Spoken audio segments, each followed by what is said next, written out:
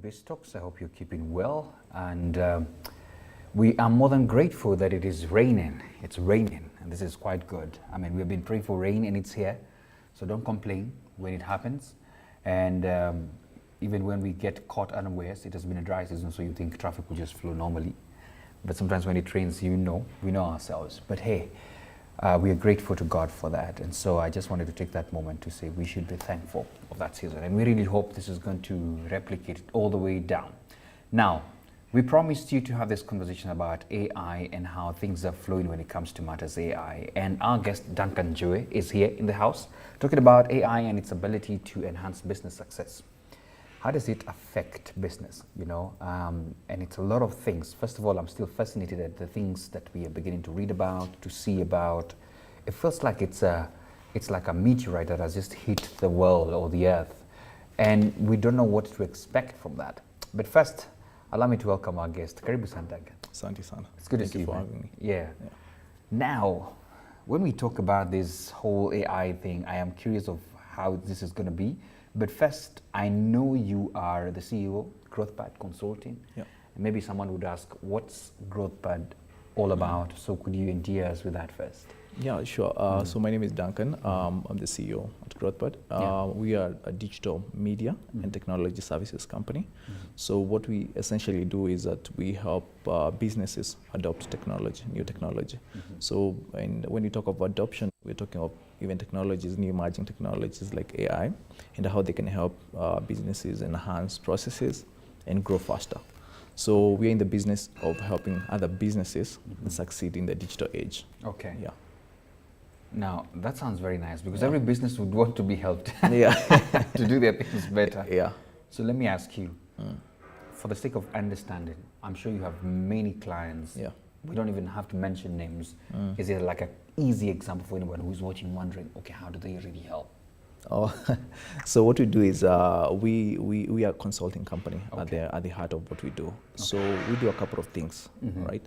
And we solve a number of problems for businesses. So think of marketing maybe, and sales as a component of operation. So we come in as a consultant who comes in, brings a team of capable people who bring either technology that can help you, grow your sales, help you find channels that could work for your business better. So we essentially in the consulting space and technology, which can help businesses evolve. Excellent. Yeah. I think that's a beautiful one.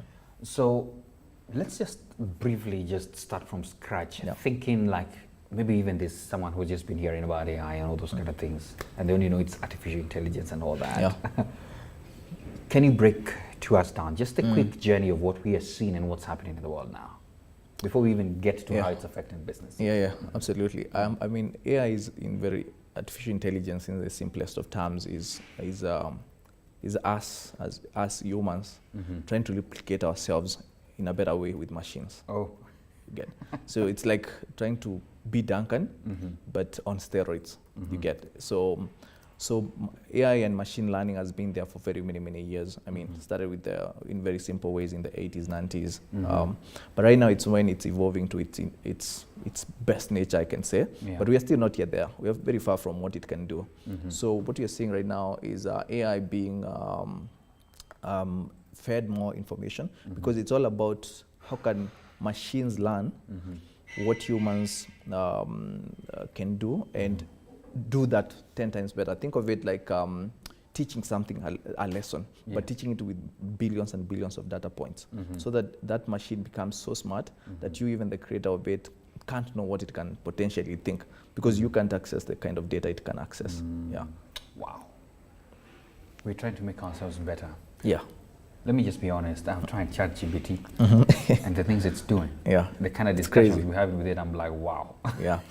I mean, yeah, that's the beauty of it because it's taking that, it's like ChatGPT and all this generative artificial intelligence has taken all the data, all the knowledge, all the information of humans that has already been put out there in the internet to generate information for people in a very human-like manner. So mimicking humans in a very essential ways. But now that comes with with a lot of challenges because Okay. it could be pulling from you information that's not correct, right?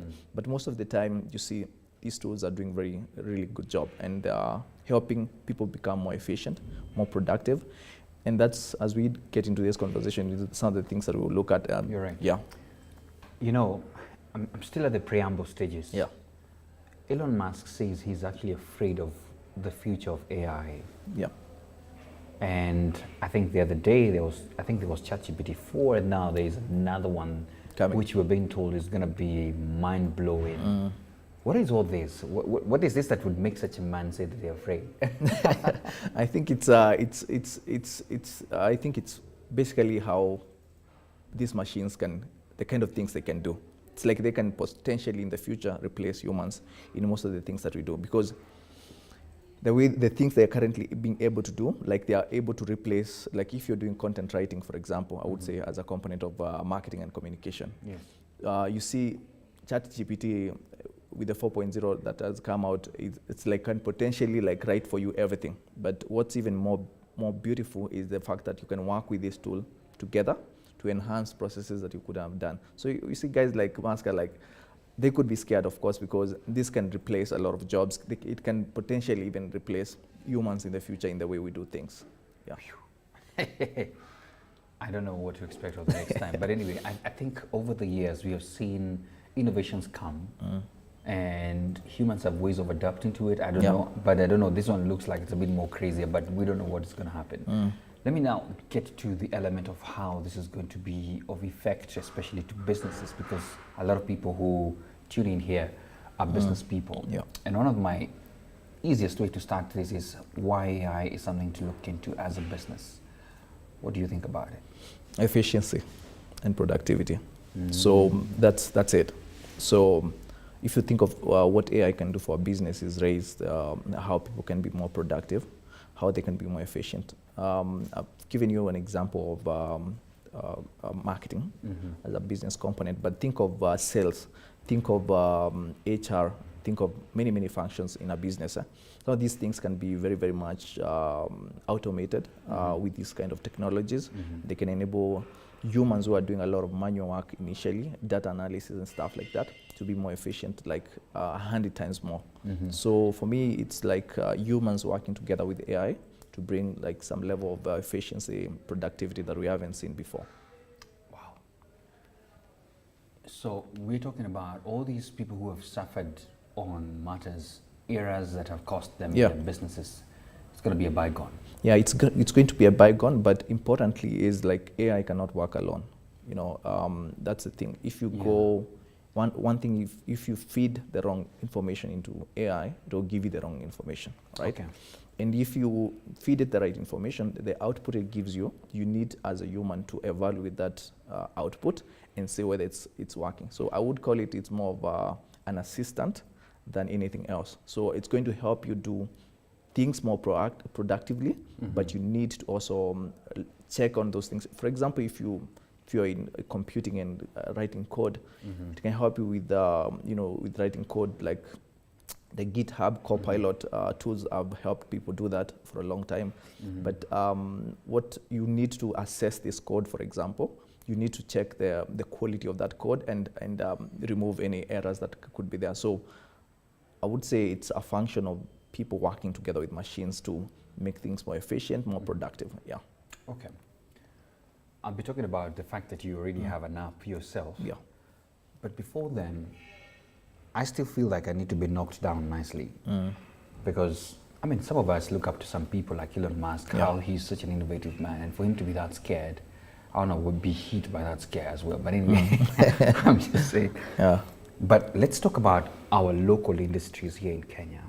And some of the ones that you've already seen from your purview, because you're seated in the industry, in the center of it all. And you can already see, you don't know what is about to hit you because your jobs are getting replaced now. Are there specific industries you can already see and say, my goodness, in the next few? Sorry, man. Yeah. I think it's one of those, there are quite a number of industries like I could look at and think of straight up. Creative is getting affected by AI. What do you mean by creative? Creative work like design. Design. Yeah, because AI is starting to design a lot of stuff for people. Wow.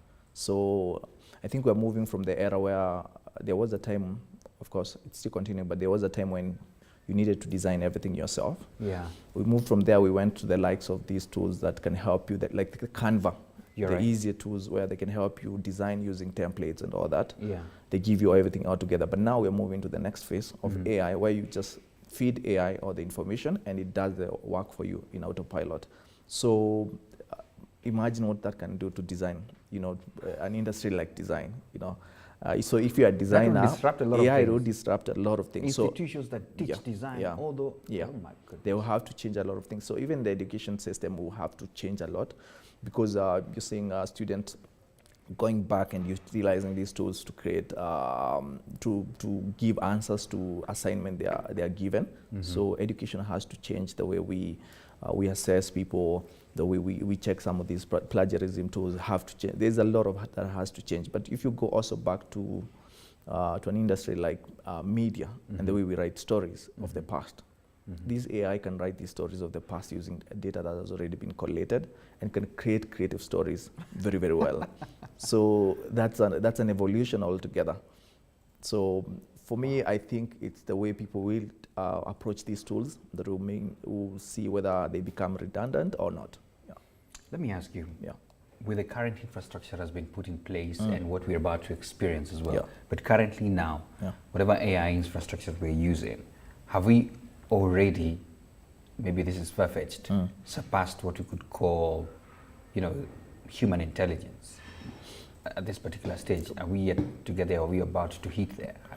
I think it's by far. I mean, We have already. you've already what AI can do, you can't do.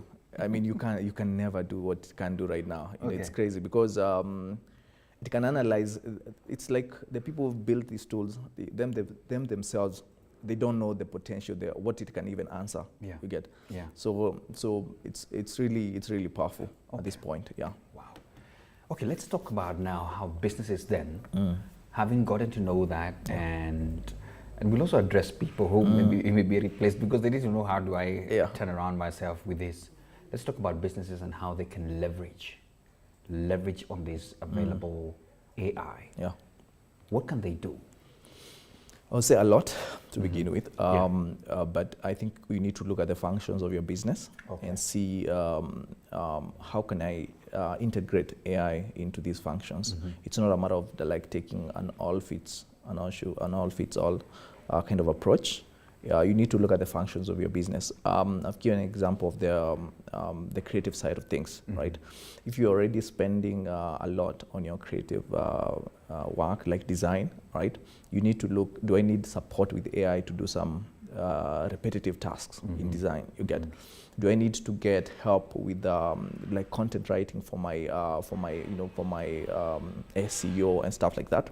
Do I need to change the way we do our sales approaches? Do we need to get help by AI to, for example, write scripts for our sales team? You get. Do I need to get help with AI to maybe automate some simple processes like lead generation, lead collection, and assigning those leads to sales teams?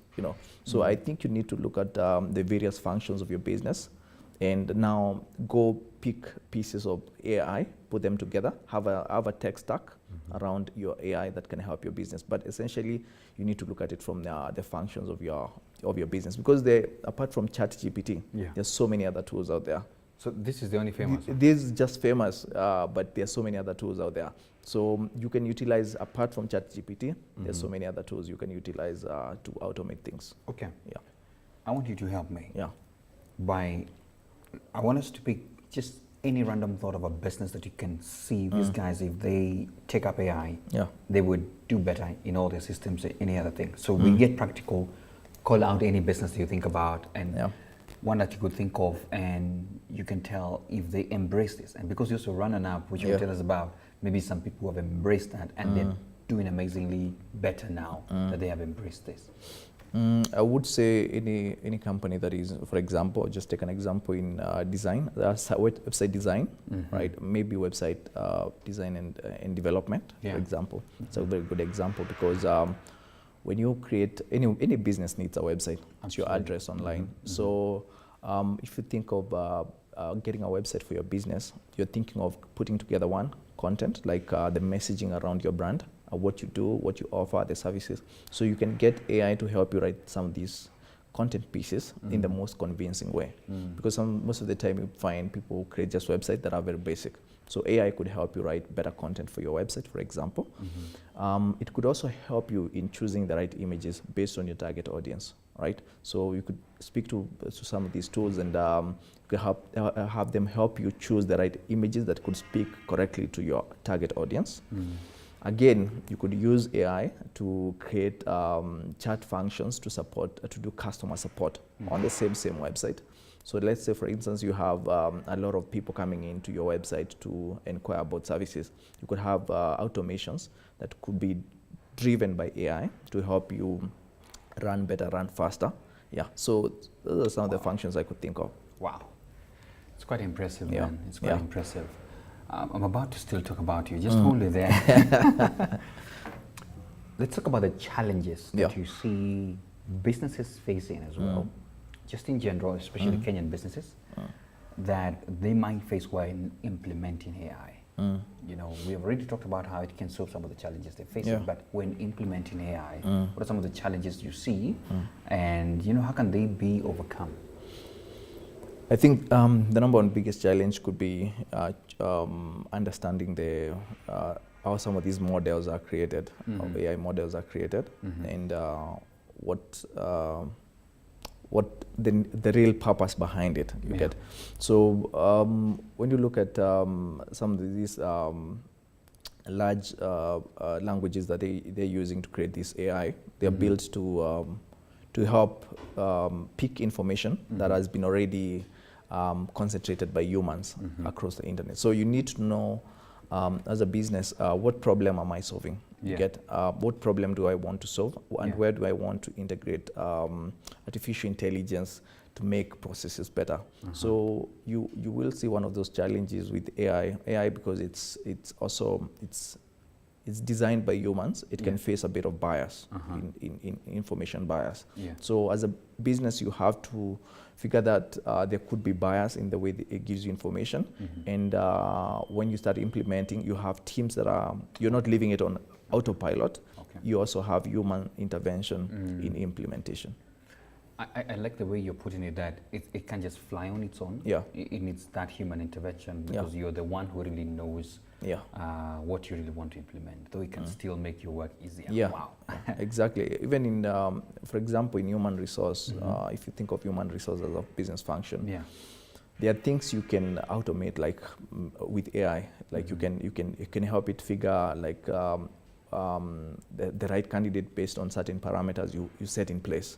But there are functions that you can't do with AI now. You know, for example, let's say there's a disciplinary case with one of the employees, and you want AI to do that for you, to do the disciplinary. See, it can't do that for you. So that's something that needs a human touch. Maybe needs a bit of human to assess the situation from an emotional standpoint, from so many standpoints. So I think as good as the AI is, it needs to be complemented by human capabilities. Okay. Let me allow you to sip some coffee. Guys, we're talking about Matters AI and its ability to enhance business success. And you know, Duncan is saying it as it is, that I think we cannot afford to ignore it. The fact that it's here, we have to see how do we work with it. And the beauty of what he's telling me is that it doesn't completely replace the human being, but it is here to actually make the human being work even better and efficient. So there's some good news there. Though, however, some industries need to be on a watch because you never know what's happening. Now, let's talk about your app. You have an app, AI app. Tell us about it and its creation and how it's going. Yeah, so we, last year, at the end of last year, last quarter last year, we built Miriam AI. It's what? Miriam AI. Okay. So it's WhatsApp-based chatbot. I'll call it an assistant because the purpose of it when we built it was to assist humans to write content better. Wow. Yeah. So we piloted the platform in the last quarter of last year, and a bit of this year, and we've accumulated about 20,000 users in Kenya. Whoa. Yeah, so we are currently doing the next phase of it because that was our pilot phase. So what we're doing right now is we are customizing it to the local context. That's what we plan to do, because what we've seen is the tools that are already out there, they are more global facing, which is good. But in bringing homemade solutions, we need to tackle local context. And I mean, local context is from the format of, you know, can it help us understand some slang in the local context, you know, Swahili, a bit of sheng, you get. So that's what we are working hard on. Yeah, so yeah. Well, I'm just laughing because this sheng keeps changing, man. Yeah, the sheng keeps changing. So the beauty with AI, and this is something that you've had, maybe you had, like ChatGPT was trained in Kenya, for example. Yes. But it's the beauty of AI is you just need to train it like a baby, right? You feed it with information, and it can learn, and some of those things it learns and interprets through machine learning in ways that you can never imagine. So for us, I think it's helping some of these tools learn better in the local context. Okay. Yeah. Let's talk about definitely the ethical considerations that come along with this. Yeah. Because as you said again, you know, it's very easy for it to veer off, you know, when you're just using it. Yeah. And what is your advice to people on these parameters of ethics? Yeah. One is most of these tools have been built to learn on their own, but their ethical parameters are already being put in place by the creators, the people who build. There is legal obligations and things like that. But essentially, when some of these tools are being utilized, there's need, of course, for control. Let's say in the business environment, we need to control how we're using it. Is it sticking with local policies and you know, compliance matters? So I would imagine any tools that you bring to our business has to fall within certain policies. So this doesn't go off that track and should follow the policies that the companies or the organizations have put in place. Okay. Yeah. Allow me to take you back, just a step back on your app, Miriam. Yeah. I like the name, by the way. Thank you. it's interesting.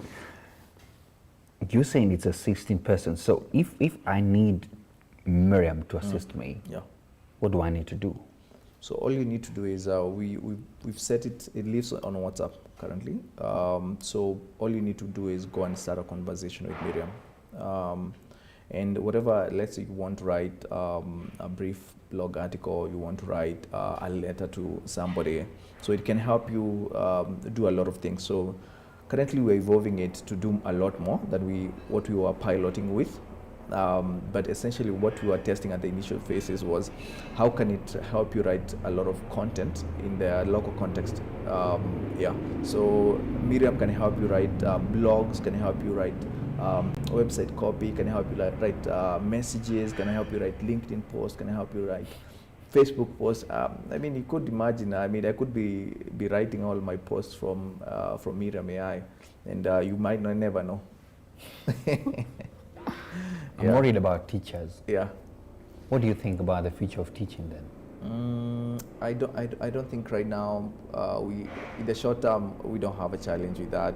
Maybe in the very, very long term, because as I said, what AI does is it's just picking information that has been generated by humans in the past, and feeding that, trying to make sense of it, and trying to present it in a way that people can understand. Like, let's say you're saying my name is, it can figure Duncan is the last name, you get. So all that's all it does, okay? But for teaching and the practice of teaching itself, I don't think it's changing right now. The way it's going to change is just, it's going to evolve, but it's not going to be replaced or done away with AI. Yeah, it's going to evolve. Yeah. Okay. Yeah. Sorry, there's so many helicopters passing here. We don't know what's happening. But anyway, now still on the teaching area, because this is still a business in itself. I saw some teachers getting worried and institutions getting worried as students. Yeah. Students are beginning to just give them amazing assignments. Yeah, I know. I understand. Like, you could be a bit afraid of what this tool can do, because some of these tools can do, because one is a student can use these tools to make their work easier, right? Which could be a bit challenging in the learning context, right? But I don't think there's need to worry that AI can replace some of these professions. Okay. Yeah. So you are working with some businesses, Yeah. definitely. Some of them probably have, I think they have Yeah. implemented AI and are using it, AI. Yeah. So my question would be, how can businesses then ensure they have the necessary talent and expertise to develop and implement AI solutions? Because I'm sure there must be talent. Yeah, there must be talent, Yeah. definitely. I think it's, I don't know, it's time like businesses have dedicated departments that handle technology, new and emerging technologies, and putting AI being at the front of those technologies. We've seen some businesses operating their old school ways. A lot of them, you know, they aren't thinking about the efficiency that some of these technologies can bring. So for me, I think it's about internalizing some of these processes. You can do outsourcing, but internalizing is the first step of a successful implementation of artificial intelligence in business. Okay. Yeah. So I'm a business, I'm considering Yeah. I need to have AI with me. What is your advice? What do I need to do, or where do I even start? First of all, I think you need to begin with looking around your business and seeing the functions of that business, separating them, breaking them down completely, then coming together and looking at the tools that are available. So, for example, let's say you have an HR function, any business has that. Yeah. Thinking of how can I bring more efficiency to my HR team, or the way we conduct business on that side of things using AI. Okay. So, for example, we've seen Microsoft merge some of their tools with Chat GPT. Yes. And what they're doing right now is they're introducing this tool called Copilot, Microsoft Copilot.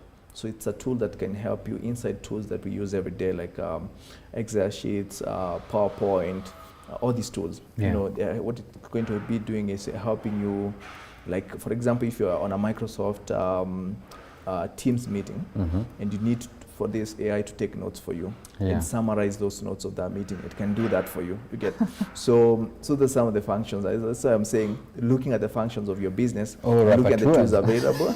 Yeah, exactly.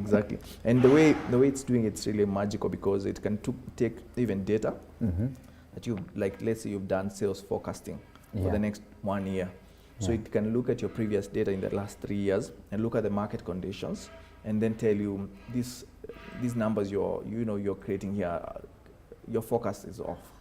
you get. So it can do some of these things, and I think it's time businesses embrace this as early as possible. Wow. Yeah.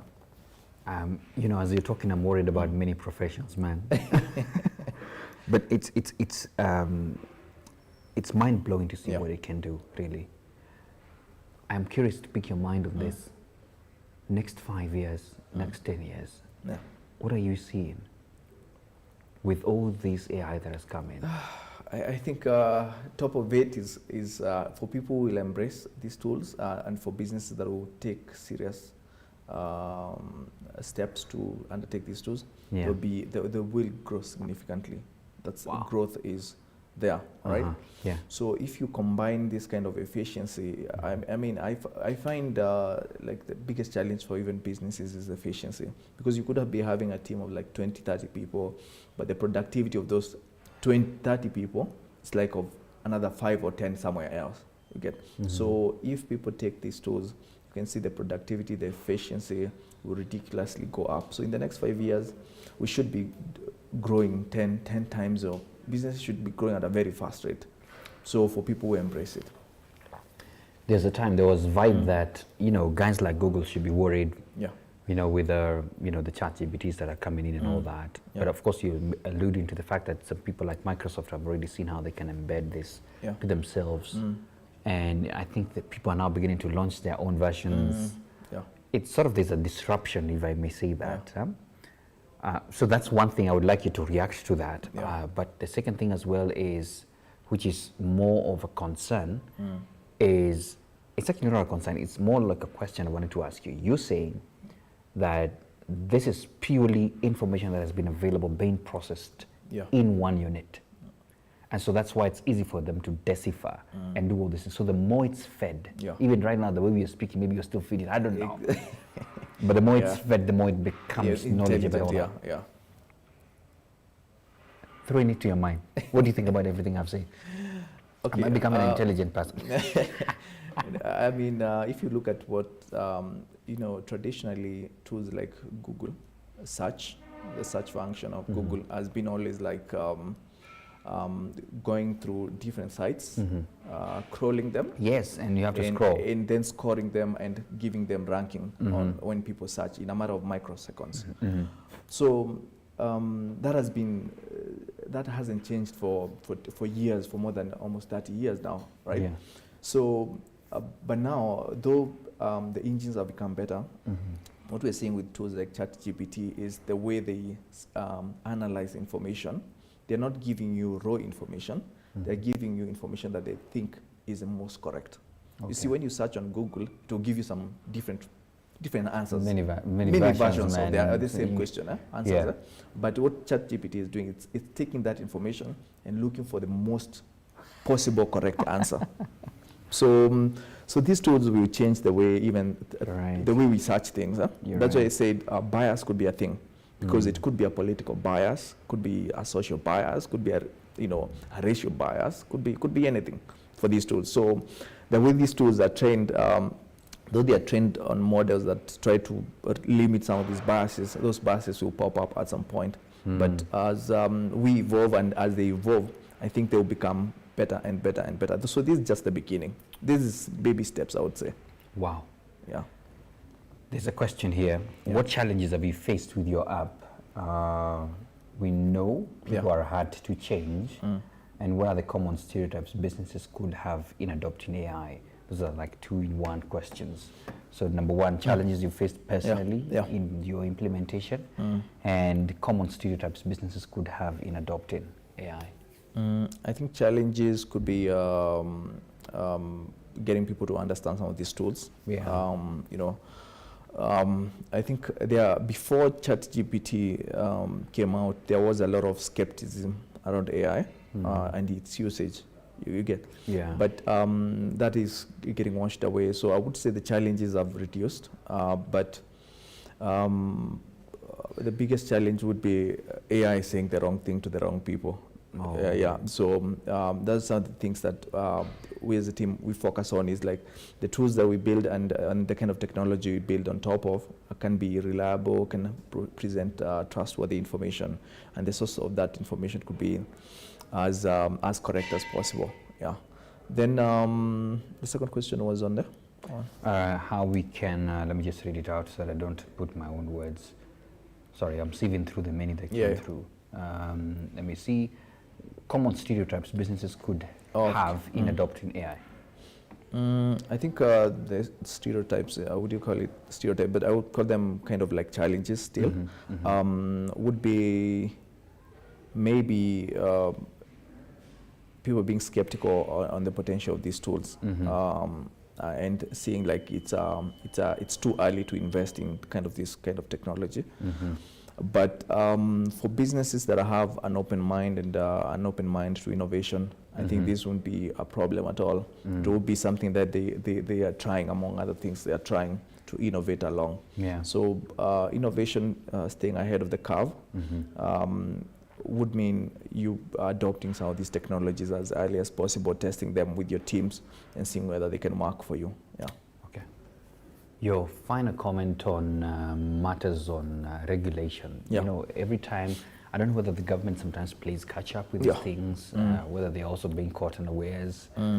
What do you think advice to government on what it is they can do to ensure at least they're supporting? Because this is purely, we can't do without it now because we have to adopt to it. Any advice to government? Yeah, I think technology moves faster than regulation all the time. That's always the case. But for governments, and especially here where we are in Kenya, I think at this point they could be looking at policies to sort of like ensure that these tools are utilized in the right way. But I think the frameworks, most of the frameworks that have been put out there in the ICT sector already cover some of these things. But as AI changes in nature, I think these policies will need updating and very, very ongoing reviews. Yeah. Wow. I still have, I've asked you the last question, but there are things popping into my mind, man. Yeah. Look at this. Industries, are there industries that you think AI will never touch this? Maybe. Look at the number though. Maybe. Okay, I could start with maybe. I could think of medicine. Medicine could be hard to touch. Not like it won't touch. It will, but it will touch in a way that still needs human intervention at some point. Because if you see like treatment of like cancer, you know, AI could lead research on that. You get in the near future. Diseases that have been unable for us to treat could be something of the past if AI gets itself into some of these things, because the way we do research is still kind of old school. You get, so AI could change the way we do research on these topics, and it could help us fast track medicine, and so for doctors and people who are practicing medicine, it could be making life easy for them. But I don't think in anytime soon a machine or AI will replace humans in that sector. Okay. Yeah. I want to end by this now. This is the real ending. 5G. I was listening to someone who was talking about how the potentials, and now these are things that will mix up together because AI as well, and the speeds at which we are receiving information. And the potential, because you mentioned the medical field, and I heard someone say that a doctor in Europe could actually steal in a different country because of the speeds of the 5G. I want you to comment about just the 5G and what we can see, because you're in the ecosystem. 5G and I would say connected devices, or what you call Internet of Things, could be like a game changer, you know, combine that with AI. I mean, we are seeing the evolution of mankind as we know ourselves, you know, at this point. So if you look at what you've said, doctors helping patients from wherever they are conducting surgery, that's where we are going, because the speed of where we're going with internet, where we are, is that we are at a point where our machines can now start operating in almost real time. You get, like you're pressing, somebody is doing something in Europe and it's happening here simultaneously. You get at the same time. You get, so with that change, I believe we'll see crazy changes, and it's not in the medical field alone. We could see practices in the way we even run our homes. You know, the way you adopt security in your homes, you know, could be changed significantly. Identification of people at your home, and that can lead to different functionalities. You can think of what that 5G, Internet of Things, and AI can combine is going to help us do. It's ridiculous. If these abilities fall into the wrong hands, they can do crazy damage as well. So that's the risk that we face. Because when you think about the ethical side of AI, it's like we don't know whether AI is AI human? Is it going to become human at some point? You get, we don't know. Will it be at some point become, you know, like a at what point do we say this is still a machine? You get, because at some point it becomes so smart, it becomes like another person. You know, you can even get. You can talk to AI at some point in the future to a point where you won't even realize you're talking to a machine. So the difference will be very, very minimal from humans.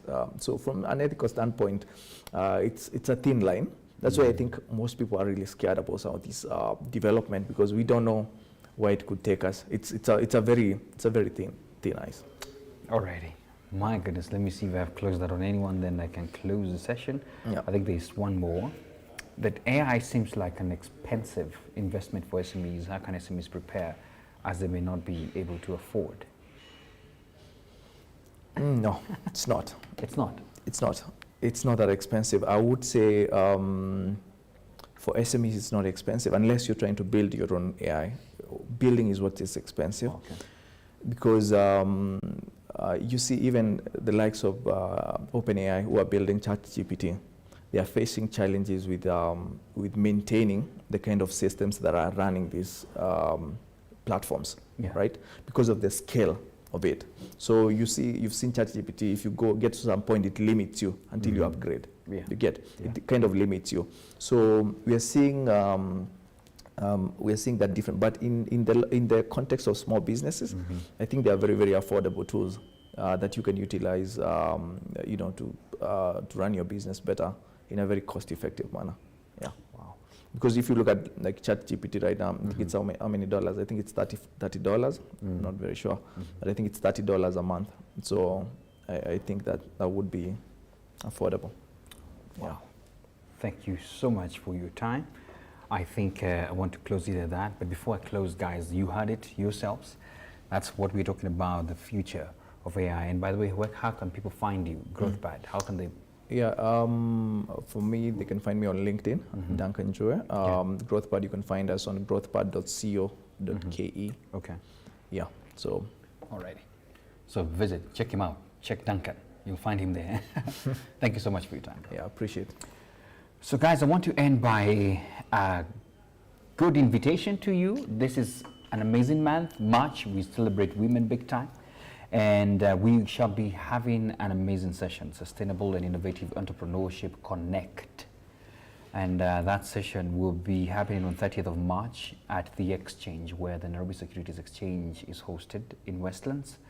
And it's going to be first come, first serve. The charges are just 1,500. That is the cost, not at the gate. This is the prior cost. So you better book your slot. And we'll be sharing out on all our pages, BStocks, LinkedIn, Facebook, everywhere else, Twitter as well, so you can see. And we have amazing speakers there. As usual, we shall have our residential coach, James Karundu. We as well have Lois speaking as well. We also have Beatrice Kithinji, Stephanie Nguku, talking matter Sustainable and Innovative Entrepreneurship Connect. And we shall be having subjects like Kaizen, all that being discussed here. So you don't want to miss that chance. It shall be happening in the evening, 4 to 8. That is after work hours. So you're much more invited. And there's a lot of goodies as well prepared for you. So you want to register for that. And we'll be sharing more information on that. But that's it here on BStocks. Thanks so much for your time. It's bye-bye for now.